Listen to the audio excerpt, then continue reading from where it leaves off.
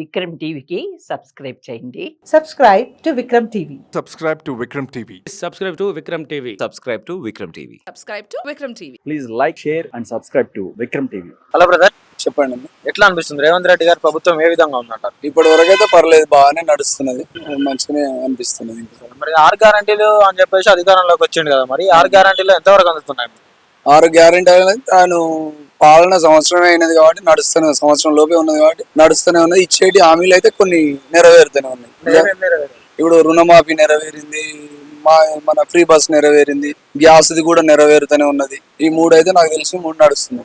మరి వాళ్ళు పథకాలు కొన్ని అమలు చేస్తున్నప్పటికీ పెద్ద మొత్తంలో అందరికీ అందట్లేదు అని చెప్పేసి కొంతమంది ప్రజలు అంటున్నారు. మరి దీనిపై మీరేమంటారు? సరే, ప్రజలు అన్నదానికి నేనేమన్నా, మరి కేసీఆర్ KG to PG వరకు ఇంగ్లీష్ మీడియం ఫ్రీ ఇస్తానండి ఎడ్యుకేషన్.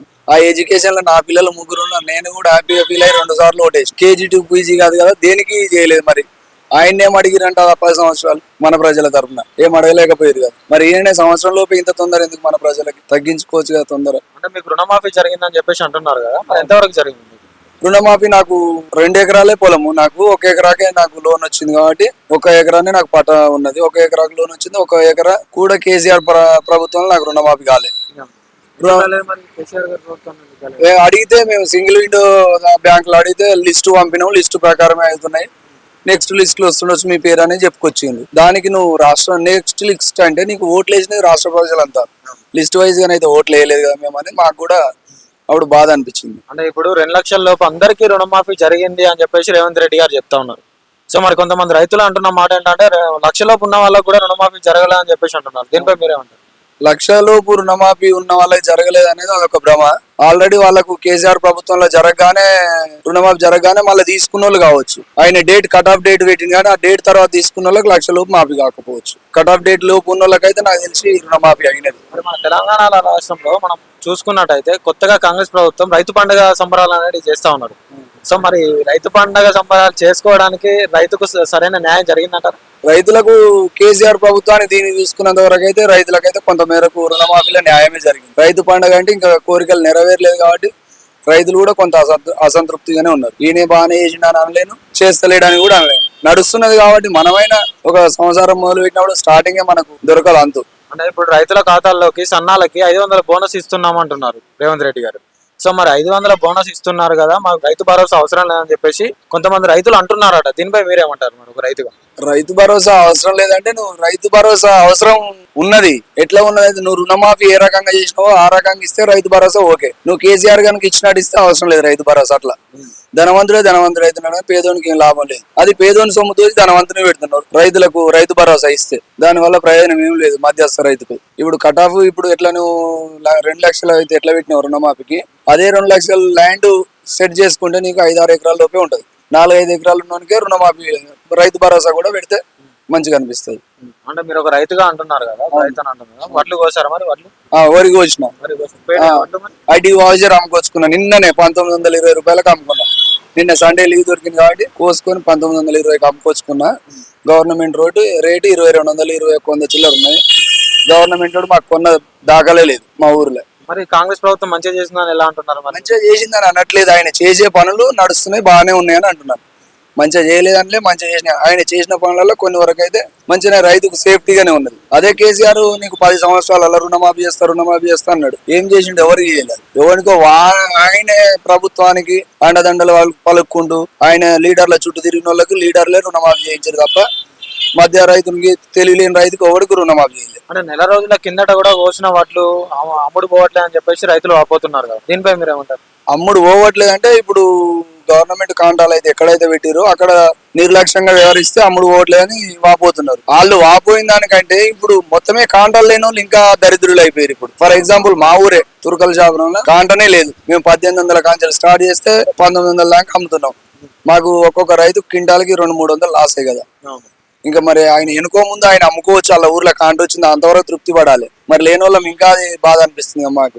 అందుకని అన్ని ఊర్లలో కూడా కాంటాలు వచ్చేటట్టు చూసుకోవాలి.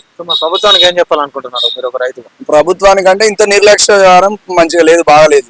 అదే కేసీఆర్ ప్రభుత్వంలో ఈ వడ్లు కొనే దగ్గర అయితే మంచిగానే జరిగింది.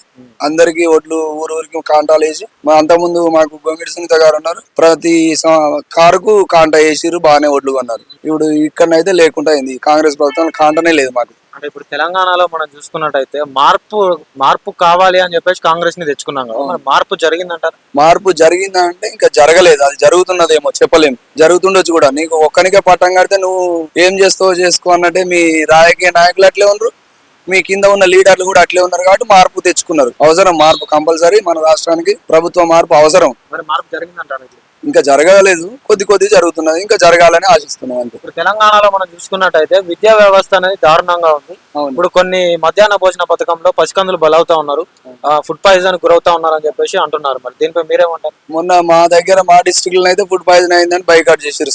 మోడల్ స్కూల్స్ కూడా బైకాట్ చేసినారు. మా పిల్లలు ఇంటికి వస్తే నాకు అది తెలుసు, ఎందుకు వచ్చిందని అడిగితే ఫుడ్ పాయిజన్ అయ్యి బైకాట్ చేస్తున్నారు అని అంటారు. అంత దరిద్రంగా కలెక్టర్లు మన విద్యా సంస్థ వాళ్ళు వ్యవహరిస్తున్నారు. కాబట్టి వాళ్ళు కొంచెం మేల్కుంటే బాగుండాలని అనిపిస్తుంది. మరి విద్యా వ్యవస్థ ఇలా ఉండడానికి కారణం విద్యాశాఖ మంత్రి లేకపోవడం వల్లే అంటారా? మరి లేదా? అంతే కదా, విద్యాశాఖ మంత్రి లేకపోవడం వల్లే విద్యా వ్యవస్థలు ఇంత నిర్లక్ష్యం వ్యవహరిస్తున్నారు. అది కూడా ఉంటే బాగుండనిపిస్తుంది. మరి రేవంత్ రెడ్డి గారు మంత్రివర్గాన్ని ఇంకా ఎందుకు విస్తరించలేదు? ఇక అది ఆయనకే వదిలేయాలి ఆ ప్రశ్నను, విస్తరిస్తే బాగుండని ఆలోచిస్తున్నాం అంతే. మరి కేసీఆర్ గారి ప్రభుత్వంలో ఏ విధంగా ఉండే, కాంగ్రెస్ ప్రభుత్వంలో ఏ విధంగా ఉంది బ్రదర్ పథకాల విషయంలో? పథకాల విషయంలో కేసీఆర్ ప్రభుత్వం అన్ని జూట మాటలే ఉన్నాయి, ఏం పథకం వర్తించలేదు. కాకపోతే రైతులకు ఒడ్లు కొనడం ఒకటే వర్తించింది తప్ప ఇంకేం వర్తించలేదు. డబుల్ బెడ్రూమ్స్ లేవు, ఏది లేవు. అవి కూడా వాళ్ళు ఫైరోల మీద, ఫర్ ఎగ్జాంపుల్ ఎమ్మెల్యే కింద చెంచాగిర్లకే ఇచ్చారు తప్ప వనికియలేదు. మరి కేసీఆర్ గారి ప్రభుత్వంలో డబుల్ బెడ్రూమ్ ఇల్లు రాలేదంటున్నారు. మరి ఈ కాంగ్రెస్ ప్రభుత్వంలో ఇందిరా మిల్లు వస్తాయి అనుకుంటున్నారా? మరి ఇందిరా మిల్లు వస్తున్నాయంటే అవి మరి ఇంకా లిస్టే రాలే మాకు, అది ఏది కూడా తెలియదు. ఇస్తా అన్న మాటే కానీ ఆ లిస్టు గ్రామాలకైతే ఇంకా విస్తరించలే ఇందిరా మిల్ల గురించి. అంటే కాంగ్రెస్ నాయకులు అంటున్న మాట ఏంటంటే ప్రభుత్వాలు ప్రవేశపెట్టినటువంటి పథకాలు ఏవి అని అడిగితే బడ్జెట్ లేదని చెప్పేసి అంటున్నారు. మరి ఈ బడ్జెట్ విషయంలో ఎందుకు ఇంత చేస్తుంది? అంటే వాళ్ళు దర్జాగా తిరగడానికి బడ్జెట్లు ఉంటాయి, ప్రజల దగ్గరికి వచ్చేసరికి బడ్జెట్ లేకపోవడం. ప్రజలు ట్యాక్స్లు కట్టట్లేదా? ఎవరి దగ్గర ట్యాక్స్ నల్ల వసూలు చేస్తారు, నల్ల ఫీజు వసూలు చేస్తలేరా? హౌస్ ట్యాక్స్ వసూలు చేస్తారు. ఇన్ని రోజులు మా అంటే ఒక 8-9 నెలల నుంచి ఎలక్ట్రిసిటీ బిల్ లేదు. అంతకుముందు అన్ని ట్యాక్స్లు పే చేస్తూనే ఉన్నాను. అది ఒక్కటి తప్ప మిగిలిన ట్యాక్స్లు అయితే పెయిడ్ అవుతున్నాయి. కాబట్టి ప్రజలకు న్యాయం చేయాలి. కాకపోతే ప్రజల సొమ్ము వాళ్ళు ఇంకుంటూ లేదంటున్నారేమో అని అనుమానం. వాళ్ళు వాగ్దానాలు చేసిన పథకాలే కదా, వాళ్ళు వాగ్దానాలు చేసిన పథకాలు ఏవి అని అడిగితే బడ్జెట్ లేదు అని చెప్పేసి దూరం పెడతా ఉన్నారు. దీనిపై ఎందుకు ఇంత నిర్లక్ష్యం వ్యక్తం చేస్తా ఉన్నారో అర్థం కావట్లేదు అని చెప్పేసి ప్రజలు అంటున్నారు. దీనిపై మీరే? నా వరకు అయితే మేము ప్రజల సొమ్ము ప్రజలు పెట్టడానికి అంత బాధ అనిపించడం వల్ల బాగా మంచిగా అనిపించట్లేదు. ప్రజల దగ్గర నుంచి వసూలు చేసిన పన్నులు ప్రజలకు మేలు చేయడానికి చేస్తే బాగుండి అనిపిస్తుంది. అంటే ఎమ్మెల్యేలకు ఇంకా సంకజోలు సరిపోవట్లేదేమో అంతే. ప్రజల సొమ్ము ఇంకా దండుకుందామనే ఆలోచనలో ఉన్నారు కాబట్టి బడ్జెట్ లేదని చెప్తున్నారు.